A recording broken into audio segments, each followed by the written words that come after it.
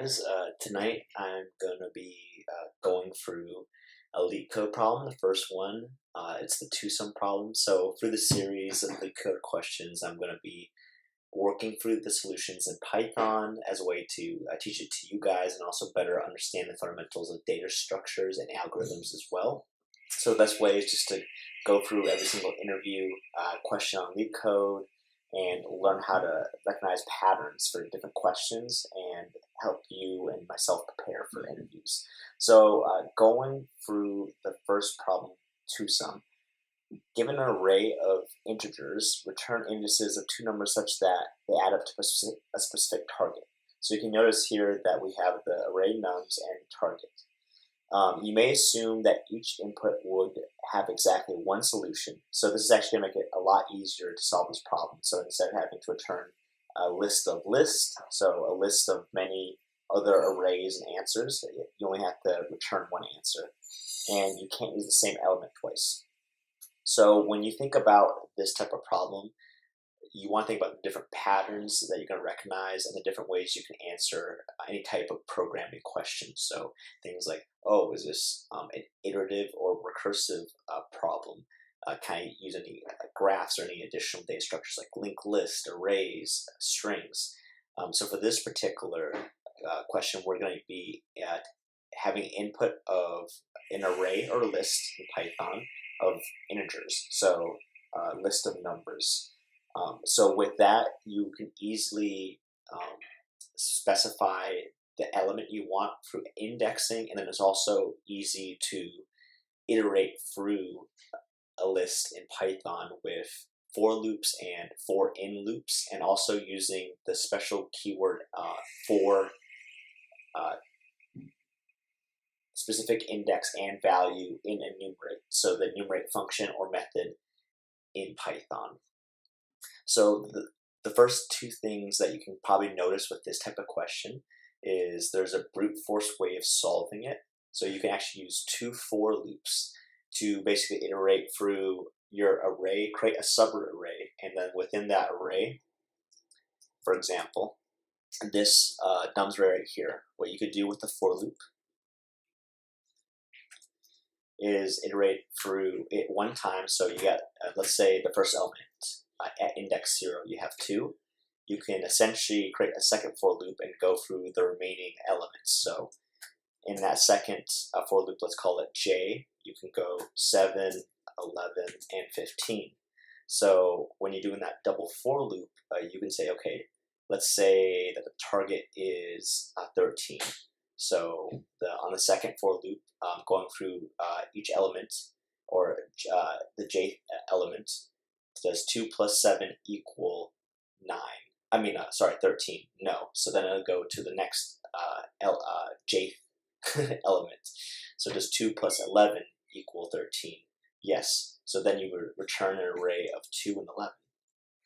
So this is a good first start, but if anything, you want to iterate and improve upon that brute force solution. So when you do a double for loop or a nested loop, you're going to have suboptimal performance because it's basically happening in quadratic time. So let's say you have a super large array, you have to basically go through each element in a loop twice, and the performance is not as good as if you just did a single for loop.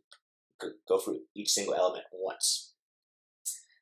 So with this particular problem, you might look at using additional data structures like a hash map or dictionary, or even another array to count or check different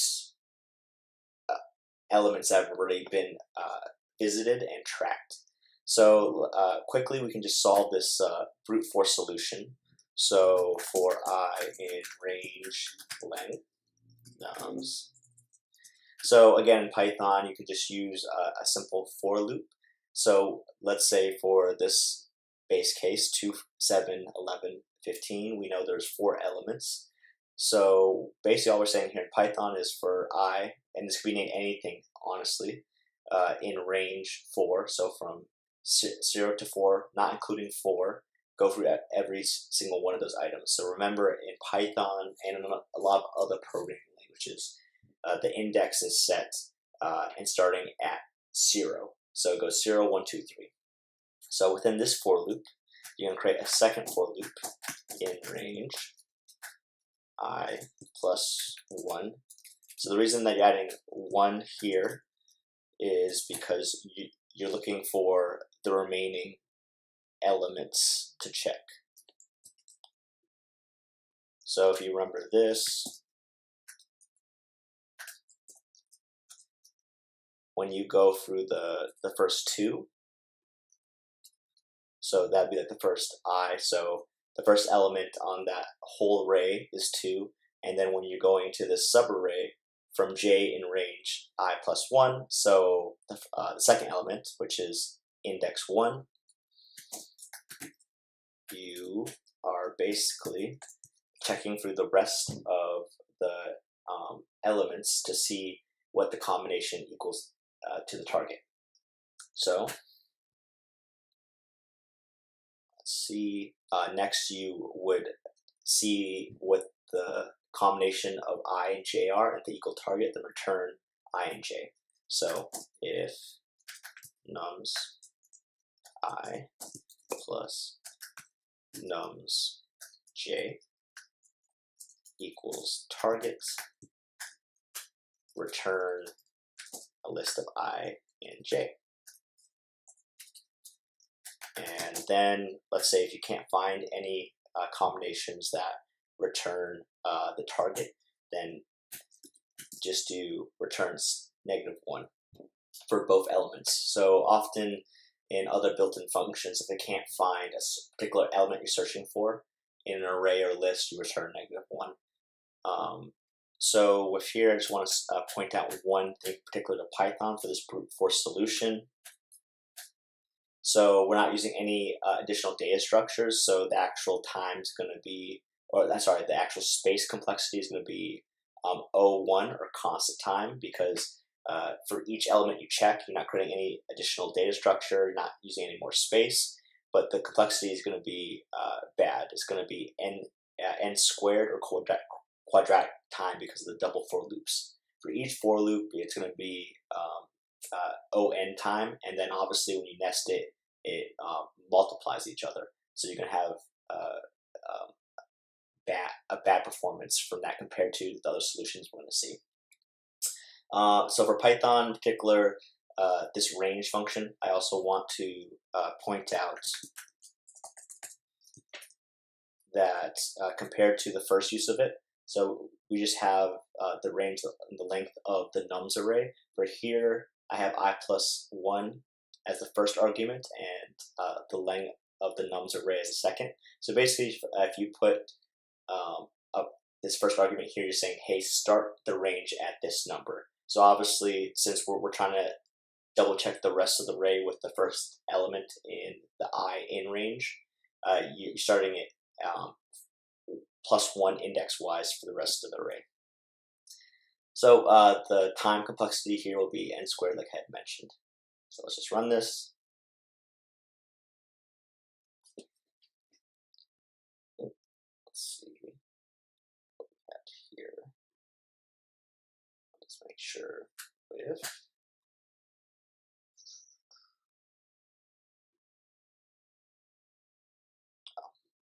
seems I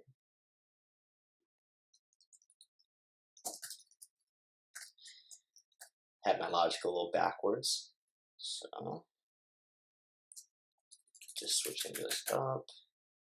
So 9, just make sure I have this correct for j and +1. So you can see right here as it's going through, it says speed up. Oh, and the reason I have an error because I didn't have the closing parentheses. So we have the correct answer here, brute force, but obviously let's say that you have an array that is a million elements long.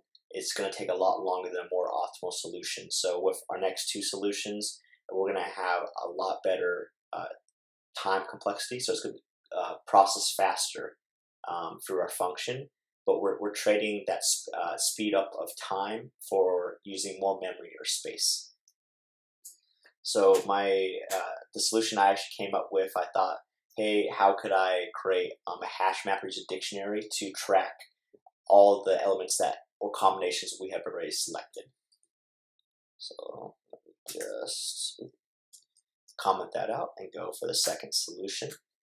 So what I did here, I used a dictionary comprehension. So it's similar in Python to a list comprehension, which is just an easy way to, instead of having to write out all the for loops or while loops to create an additional data structure, you can just do it within the data structure you're trying to create. So in Python, you can do stuff like x for x in nums. So basically that would just create a new array of elements from within this list, creating just a simple for loop. So I'm just doing that with a dictionary. So here I just try to name my variables very simply. What I'm trying to do here with the target minus val or value is essentially find the difference. So if I iterate through the elements in the array, I'm looking for that specific number. If it found, then return the corresponding value for the key that's matched. So I'll write it out in the comments so it's a little bit more clear. For I found enumerate nums. So with here, again, basically target minus val. So let's say the target is 9 and the first value is 2. So I have a key of 7. So when it iterates through these elements, we're going to check, hey, is this element's value found in the dictionary? If so, then return also its key. So, its value that the key is associated with. So instead of using 2 for loops, we're just going to use 1 because we have that additional data structure. So our time complexity is going to be O of n time because it loops through every one of the elements, but it loops twice. And the space complexity is going to be O of n as well, because for each element that we go through, we're also creating the same amount of elements in this additional data structure. Okay, so iterating through these, I'm just creating a temporary value, nums I. So for example, when we go for the first element, okay, 2. So the value is being set to 2. So if this value is in the dictionary that we just created, and I is not equal to target the diff value. So basically what we're saying is that the value doesn't equal itself. Then return that element and the corresponding value for that key.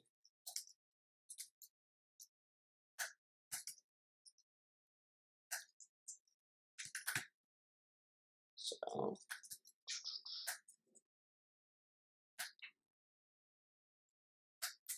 and as with the other solution, if you can't find it, then just return array of -1.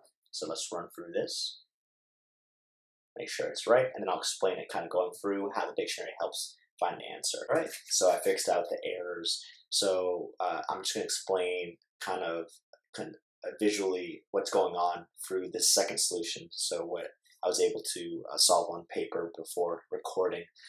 So again, with the dictionary, basically what you're doing is through all the elements in the array, you're creating keys and values corresponding to that. So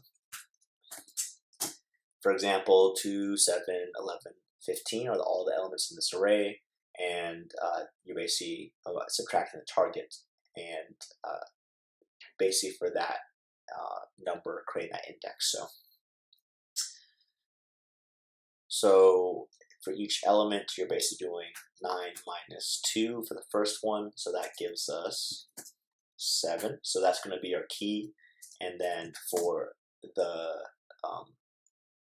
the actual element for I, you're going to do 0. So again, with the enumerate in Python, you're going to basically iterate through that array instead of your typical for elem or for x in your, array. You're also going to have the index value and the value itself. So for I, again, that's the index. For value, that's going to be a particular element or value for that array.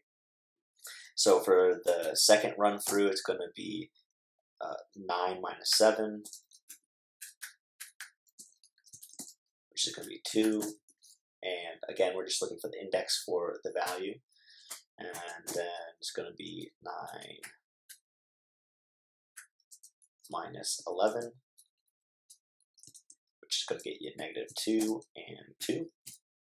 And then you're going to do 9 minus 15. And that's going to get you to -6. And then finally end up with 3 as the final value. So as you're in this for loop, basically going through each element in the normal array here. And we'll put that in a comment as well. So through I and range length. So 4 elements right here. So if the first one, index 0 for 2, so value is going to equal 2. So if 2 is in target diffs, this dictionary, so 2 is right here. So now we have its corresponding value as well. And I is not equal to target diff value. So value equals 0. So 0 does not equal 0. So yeah, 0 does not equal target diffs 1, sorry. So 0 right here, and then 1 right here. So those are going to be the indexes for your 2 elements that are going to combine to equal the target. And again, if you can't find it, then it's going to return -1s. So again, that I, you're just checking it's not, you're making sure it's not the same element, because let's say you have an 8 and you're going through, sorry, your target is 8. You're going through all the elements in an array, and 4 with this hash table dictionary is going to combine with itself to equal 8. So you're trying to prevent for that particular index that number being combined twice, because then you're going to get like a false positive there. So this is actually a pretty good implementation of our solution for this two-sum problem. However, it's going through twice, so we can actually make it a little bit better by only iterating through the additional data structure once. So this is actually the most optimal solution. Even though you have the same time and space complexity, you're only going through 1 pass instead of 2 passes in this solution here. So let me just target diff equals. So you're just going to do an empty dictionary, and as you iterate through this dictionary, if element is not in there, then you add it, and then if the element is found with the target, then you're going to return the answer. So the final solution is right here. Oops, sorry.